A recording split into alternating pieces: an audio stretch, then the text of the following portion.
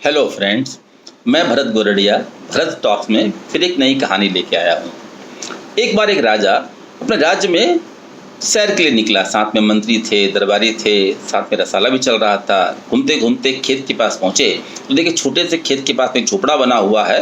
वो परिवार बाहर बाहर खेती कर रहा है, वो आदमी बाहर खेती कर रहा है। दो छोटे बच्चे खेल रहे हैं, जो स्त्री है वो खाना बना रही, गुनगुनाते गाना गुनगुनाते हुए, और पूरे वातावरण में उल्लास और उमंग फैला हुआ है।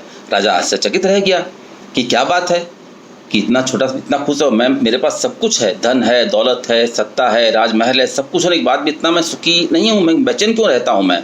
तो मंत्री से पूछा कि पता करो कौन है वो और क्या वजह उनकी खुश रहने की उनकी है। तो मंत्री गया और कुछ देर वापस आया, बोला वो मुल्ला नसरुद्दीन का परिवार है और वैसे तो फक्कड़ है, झोपड़े में भी कुछ नहीं था। बोले इतना खुश क्यों है। तो हुजूर ऐसी बात है, वो 99 क्लब का मेंबर नहीं बना है अभी तक। बोलो ये क्या होता है। बोले आपको चलिए दरबार में, कल बताऊंगा आपको मैं। पूरा राजा रसाला सब वापस आ गया। नेक्स्ट दरबार में राजा ने उससे पूछा बताओ क्या वजह थी, वो 99 क्लब क्या होता है। पर ऐसे नहीं हुजूर, आप मुझे 99 सोने की मोहरें दीजिए, फिर मैं आपको रहस्य बताऊंगा। तो राजा ने 99 सोने की मोहरें दे दी। मंत्री 99 सोने की मोहरें लेके मुल्ला की झोपड़े के पास में गया और रात को घर के दरवाजे के बाहर उसको वो थैला रख दिया वहां पर और वापस आ गया।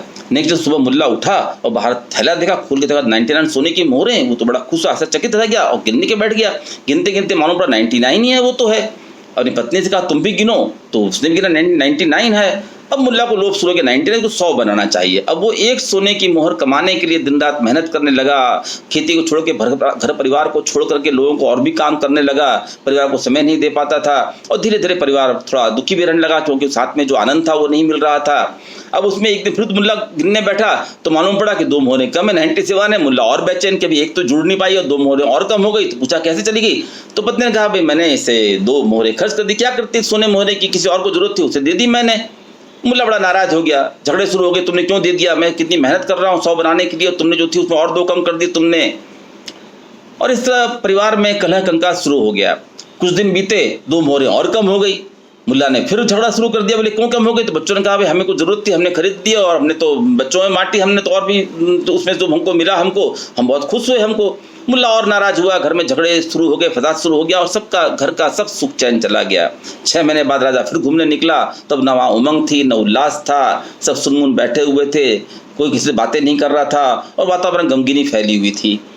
तो मुल्ला ने पूछा क्या हुआ। बोले हुजूर आज तक 99 का मेंबर नहीं बना था, वो एक सोने की मोहरें जो मोहर कम हुई थी ना उसको पाने के चक्कर में उसने अपना सब सुख चैन खो दिया।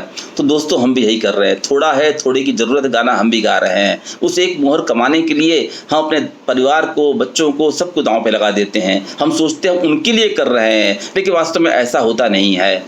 उनको प्यार चाहिए, हमें घर परिवार में सुख और शांति चाहिए। तो दोस्तों अपने घर परिवार की शांति के लिए हम पहले साथ में मिलजुल के बैठें, आनंद बनाएं, वो हम क्वालिटी टाइम स्पेंड करें। जो धन दौलत है, पैसा है, वो बहुत ज़रूरी है, लेकिन वो एक मीन है, वो एक साधन है हमारा ज़िंदगी का आनंद का, वो साधन नहीं है, वही हमारा सब कुछ नहीं होना चाहिए हमें। इतना भी तू न पी, इतना भी तू न पी कि प्यास बढ़ती चली जाए, इतना भी तू न पी कि प्यास बढ़ती चली जाए, इतना भी तू न छलक कि सागर कम हो जाए, इतना भी तू न पी कि प्यास बढ़ती चली जाए, इतना भी तू न छलक कि तू सागर कम हो जाए। ऐ दिल तू बच्चे की तरह जिद न किया कर, ऐ दिल तू बच्चे की तरह जिद न किया कर, ऐ पाँव तू भी चादर के बराबर हो जाए। तो दोस्तों हमें अपनी चादर देख के पाँव फैलाने चाहिए। हम डेफिनेटली लक्ष्य रखें, गोल रखें, आगे बढ़ने के प्लान करें, लेकिन ऐसा नहीं कि उसमें हमारा पर्सनल लाइफ, हमारी हेल्थ, हमारा परिवार सभी कुछ उसमें नष्ट हो जाए। तो दोस्तों आइए हम एक नए ध्येय के साथ नया जीवन जिए। अगली बार फिर एक नई कहानी के साथ, तब तक सुखी रहे, स्वस्थ रहे, सबका मंगल हो।